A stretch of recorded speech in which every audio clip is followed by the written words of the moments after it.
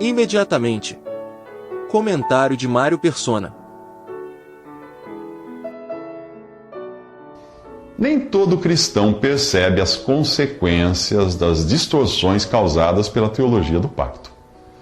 Durante séculos, a igreja, que deveria viver como estrangeira neste mundo e em constante expectativa pela vinda do noivo, achou-se no direito de reivindicar para si todas as promessas feitas por Deus a Israel no Antigo Testamento. Assim, os judeus foram perseguidos de forma implacável por aqueles que estavam de olho em seu espólio, ou eram simplesmente levados pelas ideias vigentes na sua época. Se você estudou história, aprendeu que não foram apenas os papas, mas também os reformadores como Lutero e Calvino que perseguiram os judeus. Mais recentemente, pregadores inescrupulosos passaram a oferecer à igreja as bênçãos terrenas prometidas originalmente a Israel. A teologia da prosperidade é um dos subprodutos da teologia do pacto. Portanto, se você acredita que não importa adotar uma ou outra visão dispensacionalista ou teologia do pacto, é melhor reconsiderar. A sua escolha determinará se no topo da lista das coisas que você espera para qualquer momento está encontrar-se com o Senhor nos ares, ou estão os eventos que virão após o arrebatamento da igreja.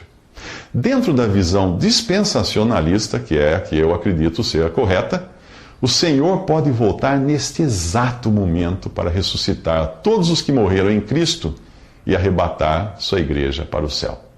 Paulo explica isso em 1 Tessalonicenses capítulo 4, e ele inclui-se entre os que em seu tempo já aguardavam pelo Senhor. Veja como ele diz: pois o próprio Senhor descerá do céu, e os mortos em Cristo ressuscitarão primeiro. Depois disso, nós, os que estivermos vivos, seremos arrebatados juntamente com eles nas nuvens, para o encontro com o Senhor nos ares. E assim, nós estaremos com o Senhor para sempre.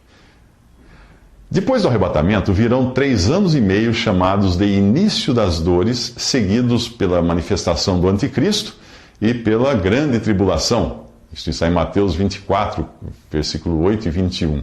Só depois é que Cristo se manifestará ao mundo, vindo do céu, com todos os que foram levados para lá 7 anos antes. Nessa ocasião, ele virá para julgar as nações, estabelecer o seu reino de 1000 anos literais na terra. Nela, na terra, no reino, habitarão israelitas e gentios convertidos após o arrebatamento da igreja.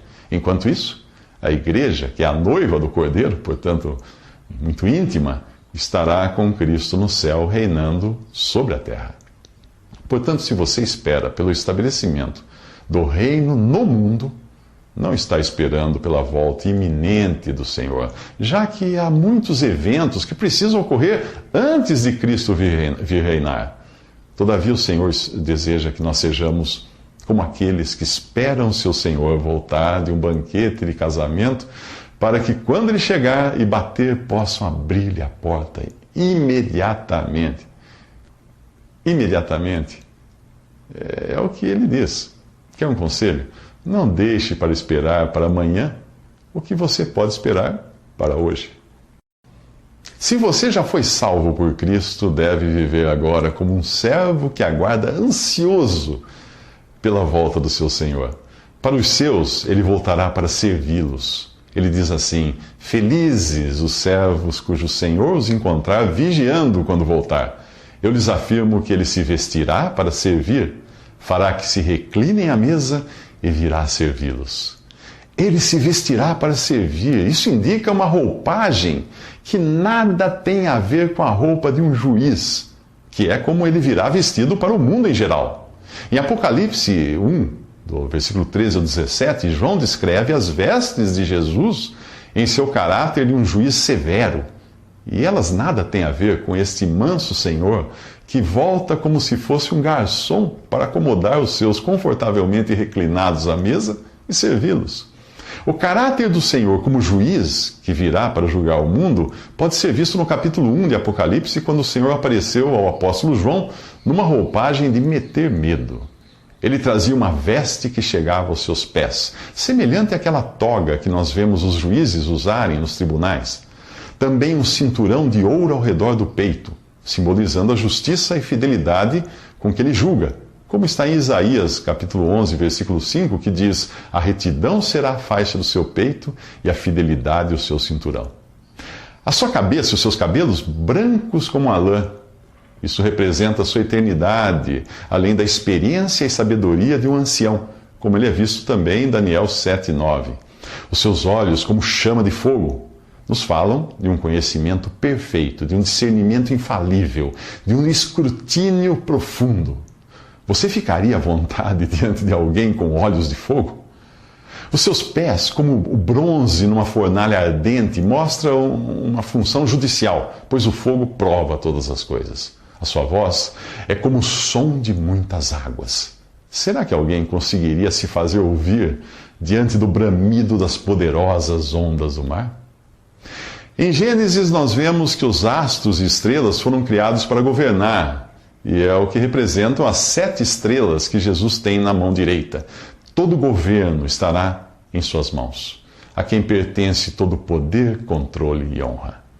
A espada afiada de 2 gumes que João vê sair de sua boca é a palavra de Deus, pela qual todos serão julgados. Finalmente, a sua face, como o sol, quando brilha em todo o seu fulgor, revela a glória da sua divindade. Tudo isso está em Apocalipse capítulo 1, dê uma olhada lá. Felizmente, não será esta a visão que os salvos terão de seu Senhor.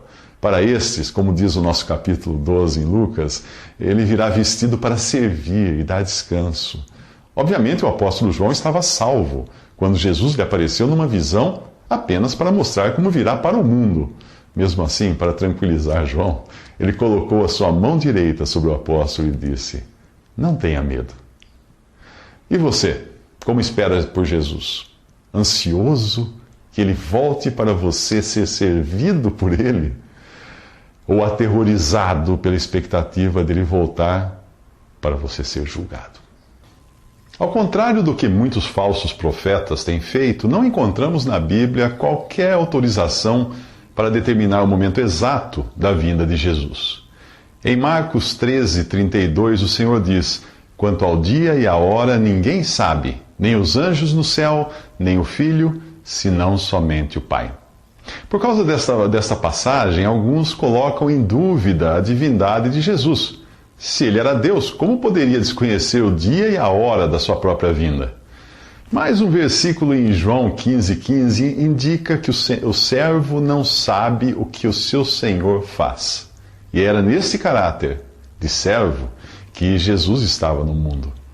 Filipenses 2, de 6 a 7, diz que Cristo Jesus, embora sendo Deus, não considerou que o ser igual a Deus era algo a que devia apegar-se, mas esvaziou-se a si mesmo, vindo a ser servo, tornando-se semelhante aos homens.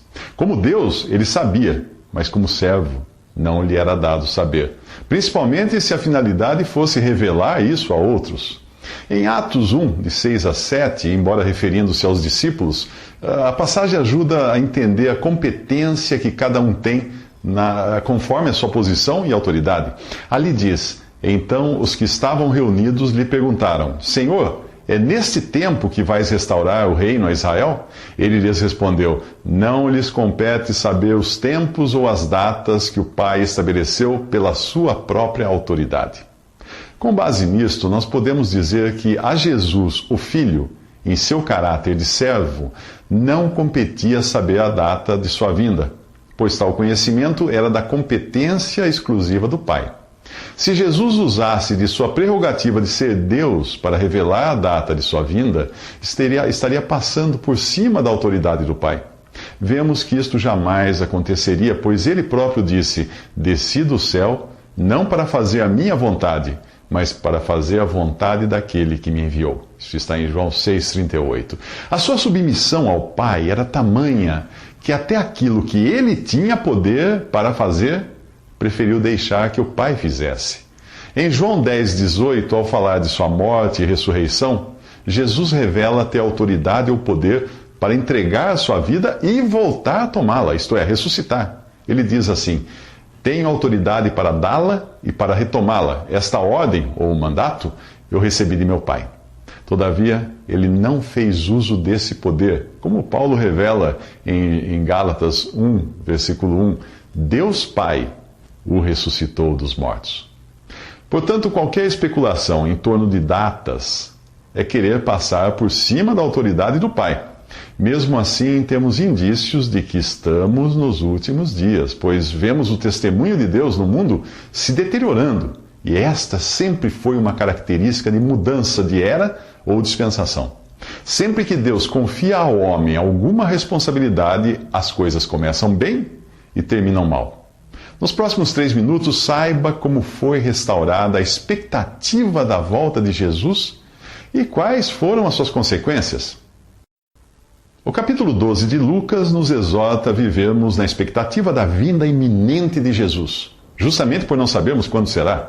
Ele diz assim: bem-aventurados aqueles servos a quem o Senhor, quando vier, os encontre vigilantes. Quer ele venha na segunda vigília, quer na terceira, bem-aventurados serão eles, se assim os achar. Isso está em Lucas 12, 37 a 38.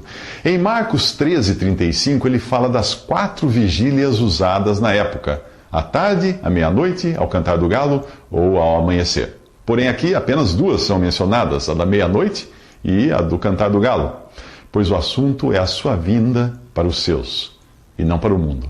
A vigília da meia-noite é mencionada na parábola das 10 virgens, que nos fala da responsabilidade dos que levam o testemunho de Deus na terra, sejam eles genuínos ou falsos, com ou sem o azeite do Espírito Santo.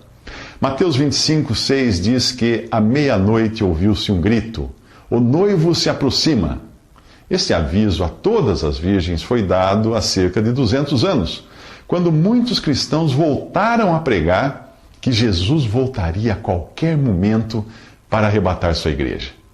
A teologia do pacto, adotada até então por católicos e protestantes, não tinha qualquer preocupação com a vinda iminente de Jesus. Por considerar a igreja como a legítima sucessora de Israel, portanto beneficiária das bênçãos terrenas prometidas àquele povo, durante séculos o foco da cristandade esteve em conquistar o mundo para a igreja e não as pessoas para Cristo. O objetivo era preparar o mundo para Jesus poder vir reinar. Nessa visão, não havia lugar para a ideia de Jesus vir buscar sua igreja a fim de levá-la para o céu. No século XIX, foram restauradas algumas verdades das Escrituras que estavam perdidas sob o entulho de dogmas católicos e protestantes. Uma delas foi a posição singular da igreja como algo totalmente novo, e não como sucessora de Israel.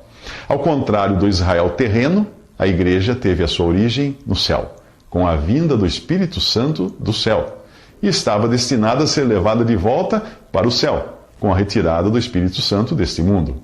Isto foi chamado de arrebatamento da igreja, ou a vinda de Jesus para encontrar o seu povo nos ares, e não no chão. Portanto, a partir do século XIX, os cristãos voltaram a esperar por Jesus para tirá-los do mundo, não pela morte, mas no arrebatamento.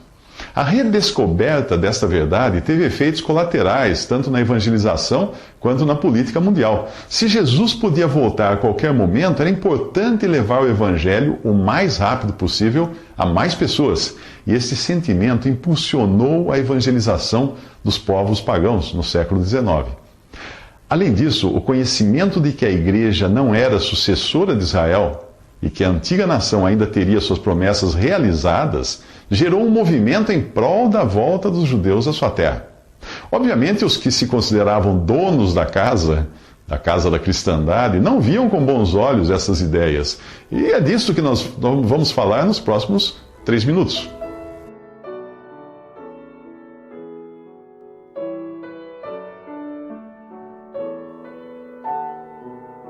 Visite Respondi.com.br. Visite também 3minutos.net.